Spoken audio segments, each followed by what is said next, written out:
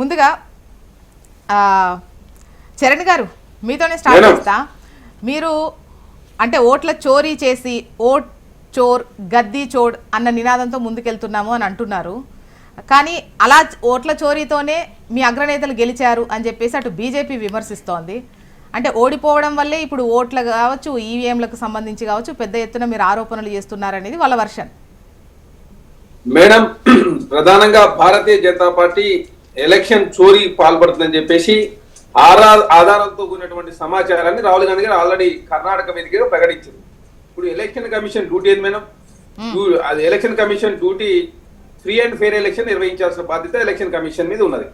ఇక్కడ election commission of India chief commissioner కావచ్చు, commissioner నియామకంలోనే ఆనాడు భారతీయ జనతా పార్టీ రాజకీయం చేసిన మాట వాస్తవం.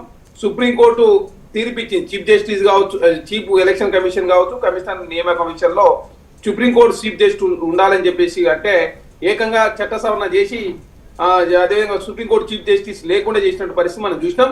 సీనియర్ మంత్రి కావచ్చు, ప్రధానమంత్రి గారు, అదే ప్రతిపక్ష నాయకుడు అంటే భారతీయ జనతా పార్టీ సంబంధించినటువంటి ముగ్గురులో ఇద్దరు వారు ఉండడం మూలంగా వాళ్ళు అనుకున్న వ్యక్తి ఎలక్షన్ కమిషన్ అదే సిఓ కావచ్చు, అదేవిధంగా ఎలక్షన్ కమిషన్ నియమించుకున్న పరిస్థితి మనం చూసినాం.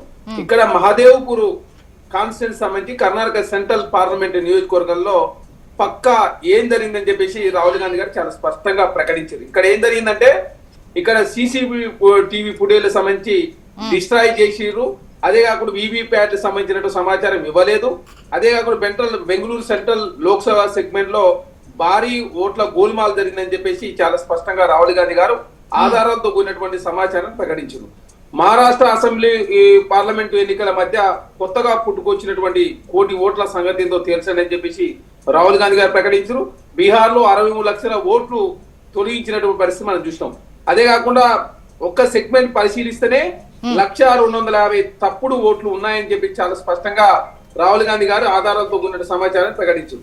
బెంగళూరు సెంట్రల్ లోక్సభ నియోజకవర్గం అక్కడ గట్టి పట్టున్న కాంగ్రెస్ గెలుస్తుందని చెప్పేసి అంచనా ఉంది. కానీ 32,700 ఓట్ల మెజార్టీతో భారతీయ జనతా పార్టీ గెలిచింది. 7 నియోజకవర్గాలు ఉంటే 6 అదేవిధంగా లీడులో కాంగ్రెస్ పార్టీ ఉన్న తర్వాత ఒక్క మహాదేవ్పూర్ నియోజకవర్గం ఓపెన్ చేసినప్పుడు 82,000 మెజార్టీ రావడంతో కాంగ్రెస్ పార్టీ ఓడిపోయి 30,000 మెజార్టీతో భారతీయ జనతా పార్టీ గెలిచిన పరిస్థితి చూసినాం. మహాదేవ్పూర్ సెగ్మెంట్ లో మాత్రం బీజేపీ ఏకంగా 1,14,046 ఓట్ల మెజార్టీ వచ్చి ఈ సెగ్మెంట్ లో సింగిల్ బెడ్రూమ్ ఇంటిని చిరునామాపై మేము అక్కడికి వెళ్తే 80 మంది ఓటర్లు ఉన్నారని చెప్పి చాలా స్పష్టంగా ఆధారాలు కూడిన సమాచారాన్ని రాహుల్ గాంధీ గారు ప్రకటించారు. మరో ఇంట్లో సింగిల్ బెడ్రూమ్ ఉన్నటువంటి ఇంట్లో 46 ఓట్లు ఉన్నట్టుగా ఇలాంటి బల్క్ ఓటర్లు 10,452 ఉన్నట్టుగా గుర్తించడం జరిగింది. ఇక 0% ఇలా గుర్తింపు లేని చిరునామా ఉన్నటువంటి ఓట్లు 40,009 ఉన్నట్టుగా రాహుల్ గాంధీ గారు ఆధారంతో కూడిన సమాచారం చాలా స్పష్టంగా. అంటే చరణ్ గారు ఇప్పుడు బీహార్ కు సంబంధించి ఏదైతే ఎస్ఐఆర్ చేస్తున్నారో దీని పట్ల నుండే ముందుగా ఈ ఓటర్లు ఈ లెక్క ఇది అనేది మొదలైంది. సో ఇక్కడ అదొక పైలట్ ప్రాజెక్టుగా తీసుకున్నారు. ముఖ్యంగా ఈ దొంగ ఓట్లను అరికట్టాలి, లేదంటే కొత్త ఓట్లు ఏవైతే ఉన్నాయో లేని ఓట్లు, పేదలకు లేకుండా ఉన్నటువంటి ఓట్లు, కొంతమందికి ఇప్పటికీ ఓటు హక్కు లేకుండా వాళ్ళది అవుతున్నటువంటి క్రమంలో పూర్తి స్థాయిలో క్లియర్గా ఓటు హక్కు ఇవ్వాలి అన్న దాంతో చేస్తున్న పైలట్ ప్రాజెక్టు. మేడం, ఇక్కడ ప్రధానంగా కాంగ్రెస్ పార్టీ ఆరోపణ ఏంటంటే 2014లో 2G స్పెక్ట్రాన్ని ప్రధానంగా బూచిగా చూపించి నరేంద్ర మోడీ గారు అధికారంలోకి వచ్చారు. అదే కాకుండా 19లో కావచ్చు, 24లో కావచ్చు, ఈ 2 సార్లు ఎలక్షన్ కమిషన్ అడ్డు పెట్టుకొని అదే కాకుండా ఓట్లు క్రియేట్ చేసి ప్రధానంగా భారతీయ జనతా పార్టీ లబ్ధి జరిగే విధంగా చేసుకురు అని చెప్పి చాలా స్పష్టంగా రాహుల్ గాంధీ గారు ఆధారాలతో కూడా సమాచారం చాలా స్పష్టంగా ప్రకటించిండు. ఇప్పుడు బీహార్ లో కూడా 63 లక్షల ఓట్లు. చరణ్ గారు ఇక్కడే క్వశ్చన్ కంప్లీట్ అవ్వలేదు. అంటే అక్కడ 7.9 కోట్ల ఓట్లకు సంబంధించి 7.24 కోట్లకు స్పందన అయితే కనిపించింది. ఇంతమంది ఉన్నారు ఇది లెక్క అని. బట్ 1 కోటి ఓట్లు గల్లంతు చేసేటువంటి కుట్ర చేశారన్న దానిపైన సుప్రీంకోర్టు కూడా క్వశ్చన్ చేసింది. ఇది ఎలా పాసిబుల్ అవుతుంది అన్నటువంటి క్వశ్చన్ కూడా సుప్రీం చేసింది.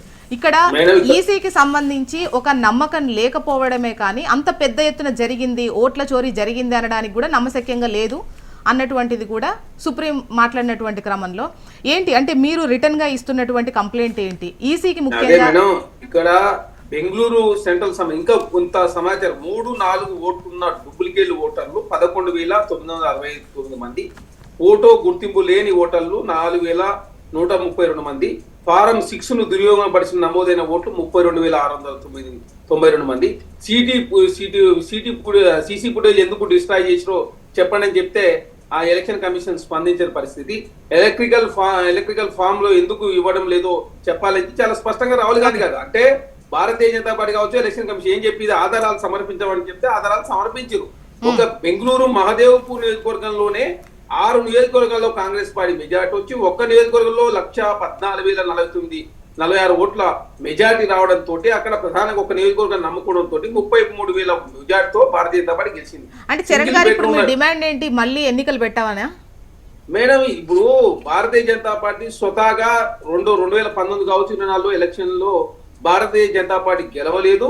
అదే కాకుండా వాళ్ళ ఎలక్షన్ మేనేజ్మెంట్ అదేవిధంగా ఎలక్షన్ కమిషన్ నమ్ముకొని ఓట్ల చోరీకి పాల్పడుతూ ప్రధానంగా ఇక్కడ ఓట్లను అదేవిధంగా ఉన్న ఓట్లు కాంగ్రెస్ పార్టీ సైడ్ ఉన్నటువంటి ఓట్లను తీసేసే ప్రయత్నం, భారతీయ జనతా పార్టీ అనుకూలంగా ఓట్లను ఉంచే ప్రయత్నం, అదే ఓట్లను క్రియేట్ చేసింది. ఏకంగా బెంగళూరులో ఉన్న ఒక వ్యక్తి అయితే హర్యానాలో ఓటేసిండు, మహారాష్ట్రలో ఓటేసిండు, అదేవిధంగా కర్ణాటకలో ఓటేసి నెక్స్ట్ బీహార్ లో ఓటేసే ప్రయత్నంలో ఒకే సేమ్ పేరు సేమ్ అదే సర్నేమ్ అడ్రస్. చరణ్ గారు ఇప్పుడు ఏంటి మీ ఆరోపణతో మళ్ళీ ఎన్నికలు పెట్టాలి అని అంటున్నారా?